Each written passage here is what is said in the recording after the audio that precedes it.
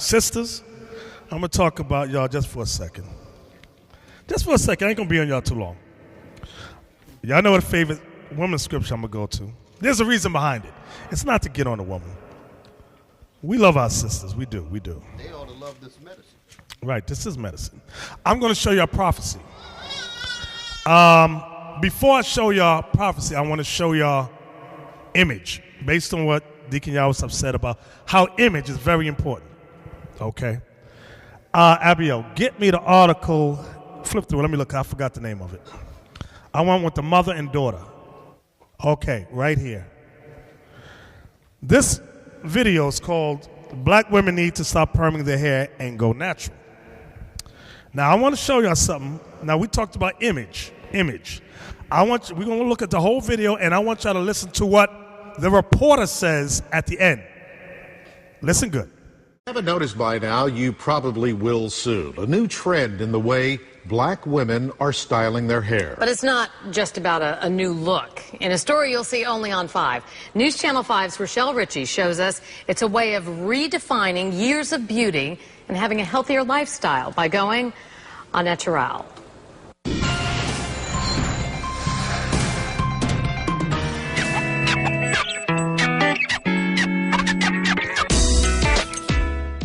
It's a $9 billion industry. From hair relaxers to extensions and now the popular lace front wig, Black women are the biggest target for hair companies, known to spend large amounts of cash on their hair, no matter how much the economy flips. A stylist I used to go to, he said, I am not worried at all because Black women always will spend money on their hair. Hair relaxers promise to take the kink of black hair and make it bone straight. And whether they are glued in or sewn in, hair extensions or weave give Black women the shine and length they want, while wigs make it easier to do all three in less than 5 minutes. From an Afro-American woman who lost from a chemical burn from a hair relaxant. Dr. Larry Shapiro, a dermatologist in Delray Beach, has also been doing hair transplants for more than 20 years. He says all this manipulation Black women do to their hair is causing it to fall out. It's going to pull your hair out, and you're going to have permanent hair loss. I see it all the time in my practice. Most Black women know the unpublished rules to follow before getting a relaxer. There's a lot of rules. And what happens when you scratch? It burns. You burn. You can get scabs in your head. It's like you want to wash it out right away. Like, it can be extreme. Like, some people cry. And traction alopecia can be a result of braiding and wearing extensions for a long period of time, causing the hairline to eventually disappear. But despite the harmful health effects, those images of straight, long hair have taken a toll on young Black girls like 6-year-old Gianna Louisma. This is my tennis ball. Gianna is all smiles while playing at home, but her mother Johanna says it's a different story when she goes to school. She would voice to me that her friends would say bad things about her hair. Johanna says because young Black girls like her daughter have been conditioned to believe beauty is having long, straight hair, they develop insecurities as youngsters. She wanted that straight, flowy hair.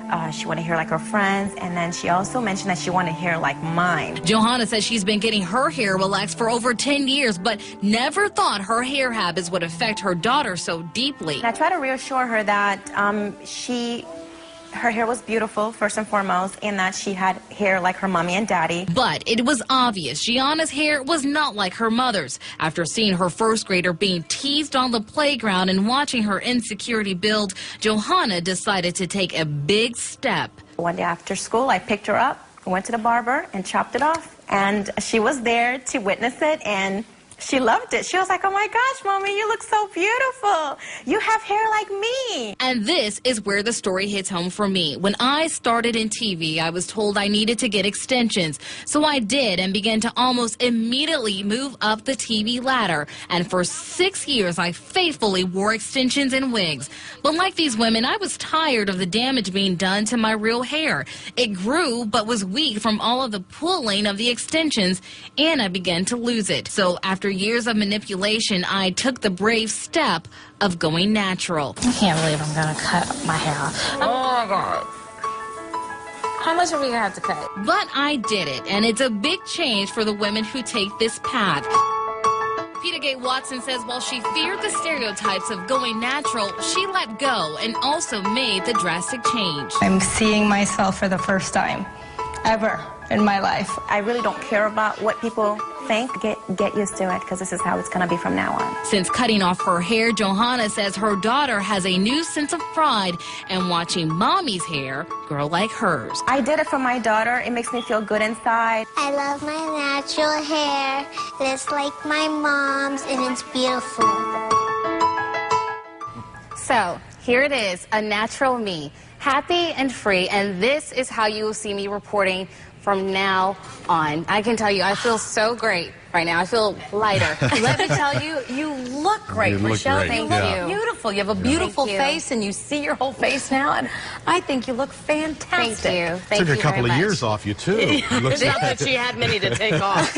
Yeah, exactly. Don't you just I do, feel and you know, one of the big concerns that the women in this story had was looking professional, and that was my biggest concern when doing this story. But I feel just as professional, intelligent, as articulate. Look, I can't even talk now. As I did when I had the extensions and the wigs. Boy, that's a big step. Nervous about it when you decided to do it? Yes, I did, but Kelly definitely supported me, and Jim, you supported me as well, so I'm very thankful for Love the outcome. I do too. I think you look absolutely fantastic. Thank you. Absolutely. Thank you. Good for you. A lot easier, a lot less expensive, and a lot less time. Exactly, and I get to keep my hair. That's right. Exactly. Thanks, Rochelle. Thanks, Rochelle. Now, what was heavy about that is that she had to get the support of her white constituents or the white bosses before she made that. So that's why she said that at the end. Now, we ain't done yet. Just bear with me. I'm building up to something. You know I like to build up to things. Now, get me the next, this one right here. She did this article. A sister emailed me this video. And it's called Why I Stopped Perming My Hair. We're not going to watch the whole thing, but I want y'all to listen. She used to be a policewoman. And watch what she says. Just listen good. Wait. It's going to help you brothers to understand why some of you have crazy wives at home who seem schizophrenic. Watch what she says. Praise, love, peace, health, happiness, and prosperity. I'm Dr. Akila, and today I want to do a video. It's so long overdue. I've been meaning to do this video for the last 2 years. And this video is about why I stopped perming my hair. You know, I really don't give my hair much thought when I do my health videos, like on Healing Power Hour, which is my most popular YouTube channel. I never talk about my hair, and I only do 2 styles. You'll see it down like this or in a little tiny ponytail. That's all I got. But I hear a lot of women compliment me on my hair. And I think the reason I don't give it a second thought is because, you know, I've had locks for a very, very long time.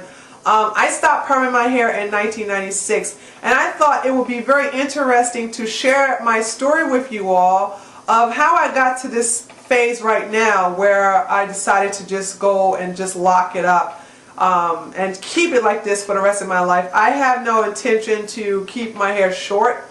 I like it long, but when it gets past my hips, I always cut 10 inches off and start over. So probably since for a very long time, I think I did a 10-inch chop. Even if it's 10 inches cut off, it's cut off to right here. So it's still long, and it's not that noticeable when I cut it. But, you know, my experience is different than any woman's experience because, well, I lived a different life. For those of you who are part of my channel here, Doc Akila 2, you know that I used to be a police officer, and during the time I was a police officer, I had a perm. Loved my perm, didn't think nothing about it, didn't know what I know now. When I was on this police force, I was on the graveyard shift, and I was the youngest on the team, and the youngest officer on the team was always given the crappy duties. Like, we were always given the traffic accidents, which required a lot of paperwork. We were always guarding the crime scenes. And another duty we're given is to watch over autopsies. Now, there was a murder in the city, and I had to watch over the autopsy, which I think is stupid because, you know, we're not not medical professionals, and so if the mortician or whoever the guy that deals with the dead body who's doing the autopsy, if he does something shady, we don't know. We don't know. And that, not only that, we can't even stomach an autopsy, so we're really outside doing something, and they're okay with it, because what we have to do is sign the paper saying we witnessed the autopsy, but 9 times out of 10 we ain't watched that stuff. I mean, come on, we don't have the stomach for it. So anyway, there was a woman who was on the table. Now I don't really want to get too gory with you guys, but all of the dead bodies and the autopsies and all of that is down in the basement. And you would think they just have this little small room with a few bodies. They have rooms and rooms and rooms of bodies. It was just mind-blowing. Like, you see, like, a lot of dead bodies with white paper covering, with white sheets, not white sheets, white plastic wraps covering over them, and they got the toe tags on them. It's very cold in those rooms, so, you know, have my coat on.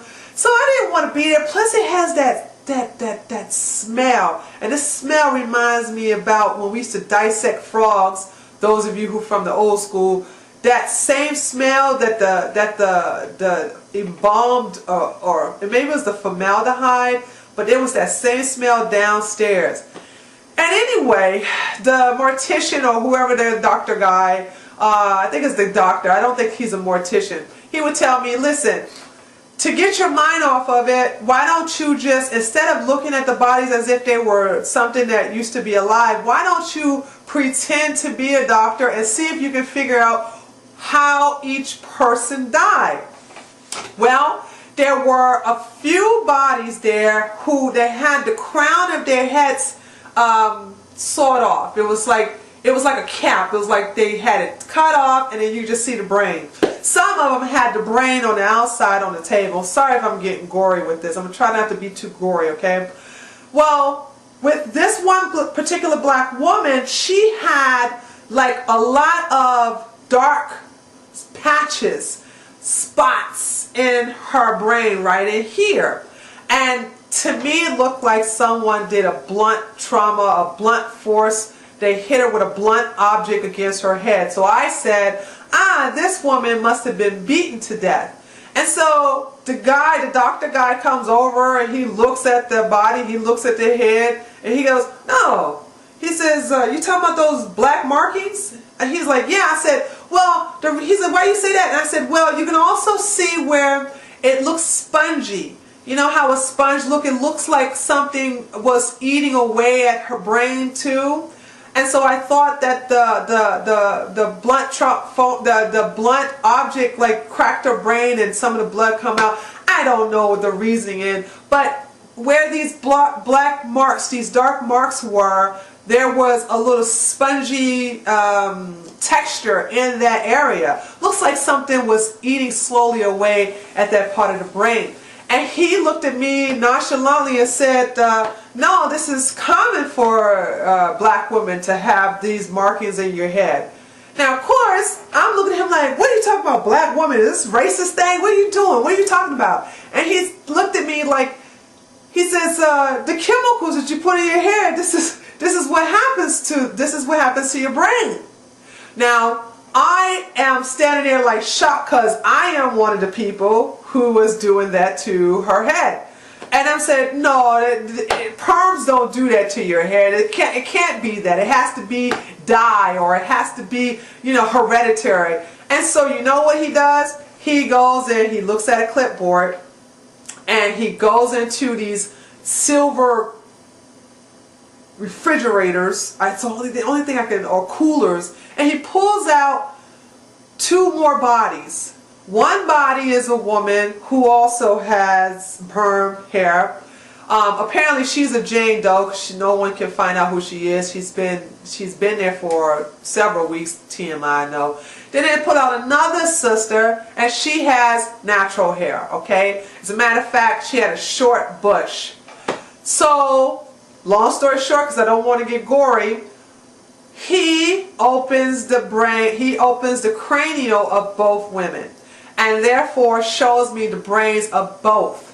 The woman who did not have a perm, who just had that, it looked like a little small fade, nothing was different with her brain. It was nothing. It was just like a gray matter, just regular brain.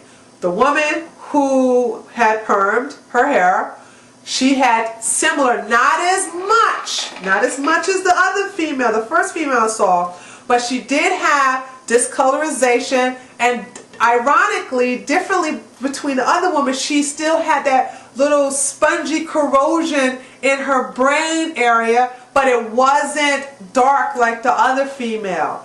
And so when he starts showing me, you know, okay, this is common, this type of colorization is usually all up here. And then when I think about it, this is the area we always want to touch up the most. We kind of like keep that kitchen, not so much. But then again, I couldn't really, the brain is not, it's more pronounced here than it is back here. So of course you would see a lot of discolorization and a lot of the corrosion in this area of the brain than any other part of the brain. So when he showed me all this, I freaked out. I freaked out because I'm thinking, oh my God, this could be happening to my brain. I have been wearing perms since I was 10 or 11 or 12 years old. And this was in 1995 or maybe 1996. I'm not too sure. That was it. So, we went through all that to show. Now, y'all don't think that stuff affects the thinking process of these women? Y'all be saying, why she act some of your wives so crazy?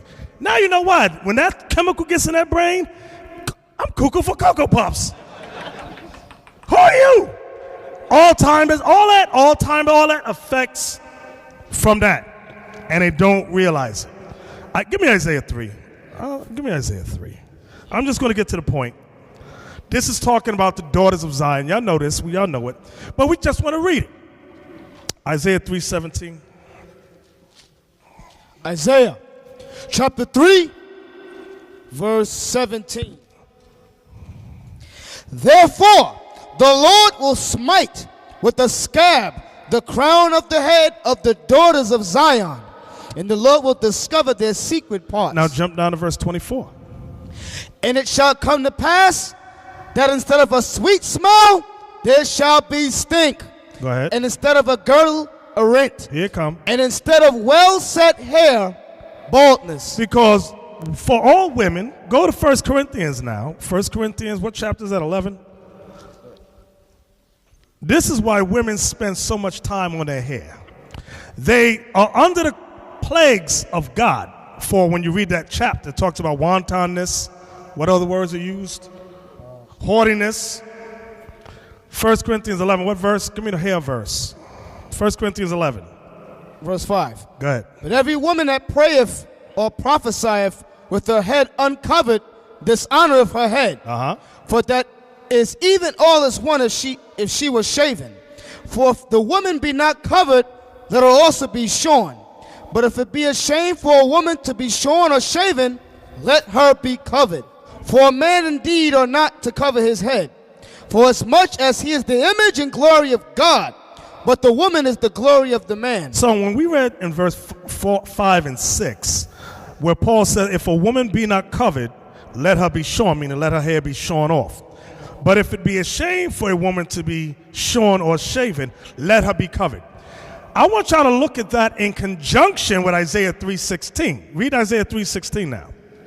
Now, Paul's giving the instructions to the women here in 1 Corinthians that to cover your head, correct? Now, there was a problem. Read Isaiah 3:16. Isaiah 3:16. Moreover, the Lord saith, because the daughters of Zion are haughty. They're haughty, meaning mean-spirited.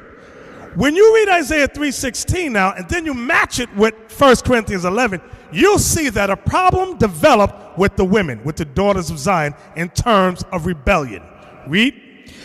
And walk with stretched forth necks. In everybody's business. Go ahead.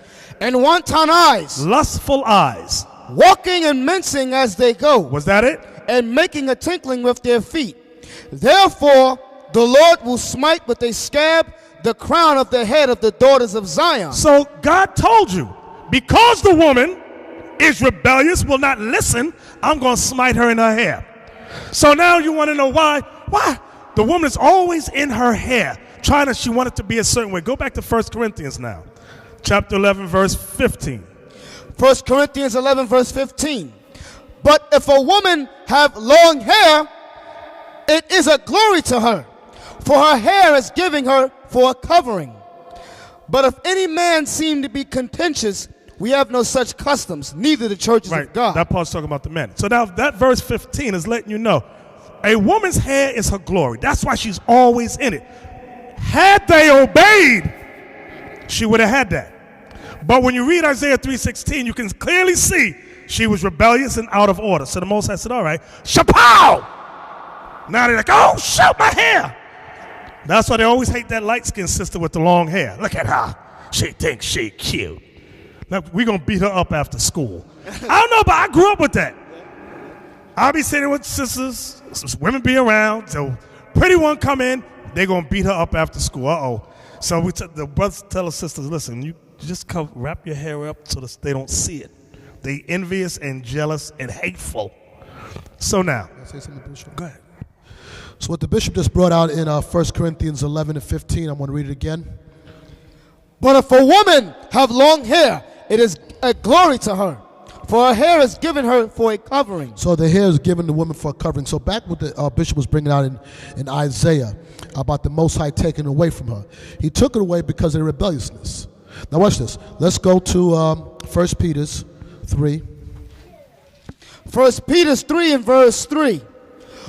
Whose adorning, let it not be that outward adorning of plaiting the hair and of wearing of gold and of putting on of apparel. So it's talking about the woman. Don't let the outward adorning be what shows you who you are, because that's what they did. The plaiting of hair doesn't mean sisters can't braid your hair, put in earrings. What it's saying is don't allow the outside of you to be who you are. Read on. But let it be the hidden man of the heart, and that which is not corruptible, even the ornament of a meek and quiet spirit. So it says, let it be the hidden man of the heart, meaning what's supposed to be adorned is your mind with God's commandments. It's to let it be the hidden man of the heart in that which is not corruptible, because you get old. You women will get old. You will not be the same way you were when you were 20 years old. So what needs to be adorned is your mind adorned with God's laws. Now read on. Now I want you to read verse 4 again. Verse 4. But let it be the hidden man of the heart, and that which is not corruptible, even an ornament of a meek and quiet spirit. So for the Israelite woman, what she has to be adorned with is God's laws and a meek and quiet spirit. Because the woman we read back in Isaiah 3, she was haughty, she was rebellious, she thought she was pretty, and she thought that's all it was. And God said, no, I'm going to snatch that hair off your head to break you. And he had to come back in the New Testament and reaffirm it that that's not what it's all about. Read on. A meek and quiet spirit, which is in the sight of God of great price. So what's more important to God? A woman with a meek and quiet spirit. That's the great price. Not how pretty you are. But most men stumble at the beauty of women, or some men stumble at the beauty of women. God said no. A great price to him is when he see a woman has a meek and quiet spirit. And that's what that sister in Isaiah 3 lacked. She did not have a meek and quiet spirit. Read on. For after this manner, in the old time, the holy women also, who trusted in God, adorned themselves. Stop. So it showed us, he's giving them the example of look of our foremothers. Look back at the examples that we had. What did the holy women adorn themselves with? A meek and quiet spirit. Read on. Being in subjection unto their own husbands. Being in subjection to their husbands. So in some cases you'll find wives, and we know, I was talking to one of the brothers earlier today about it, is that your woman would be mad at you, and you would know. She may not say anything, she may not argue with you, but you can tell her spirit is not meek and quiet. She cannot. Women suffer with falling subjection. The Israelite women in many cases have a problem with falling in subjection to their husband in everything. In everything. And it was written back then because it was a problem back then also. This is how we break that vicious cycle and fix the black family, or the Israelite family. So I'll read that verse again. For after this manner in the old time, the holy women also, who trusted in God, adorned themselves, being in subjection unto their own husbands. Read on. That's that prideful woman who had a problem. Read on. Even as Sarah obeyed Abraham, calling him Lord. So here we go. He gave us an example. He gave the women example. Look at the example of our foremother Sarah. Read on.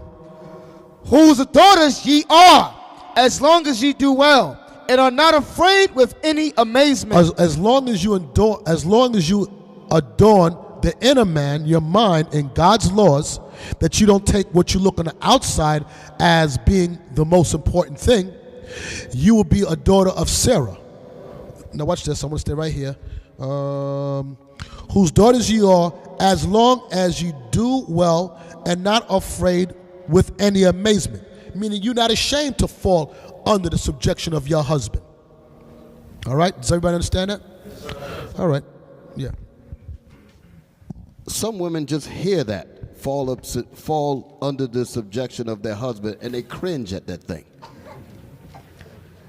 It's a terrible thing to say this, but women in general think that it's more, the word feminine just don't come to their mind. Something about the word feminine, they don't understand that thing. Because what we're reading about with Sarah, some women will hear about how Sarah was with Abraham, and they'll be like, Sarah, she was stupid. She shouldn't have did that. She should have came in the room with combat boots on and threw the man up against the wall. They actually think that that's positive black woman type of spirit. That's crazy as hell. They don't realize that, like we used to talk about, the feminine wiles. These women should know how to deal with their husbands by being quiet and meek. That's a beautiful thing. But a lot of women have been brainwashed to the point where they actually think that something's wrong with that, like God got it wrong. I want to say something real quick. And you notice the lengths, because I'd never seen that video before. I never knew that their brains get fried by that stuff. But you see the lengths that the women would go to. The lengths they would go to put themselves in risk, to look beautiful. When the real beauty is the inner woman. That's the real beauty that we're looking for. Not that you don't want to attract. But what do women attribute attractiveness to? Found the white woman. Right. Proverbs 3:31. Yeah. They look to the white woman. They don't look to the black man, because they did. We want you to stay the way you are, the way God made you.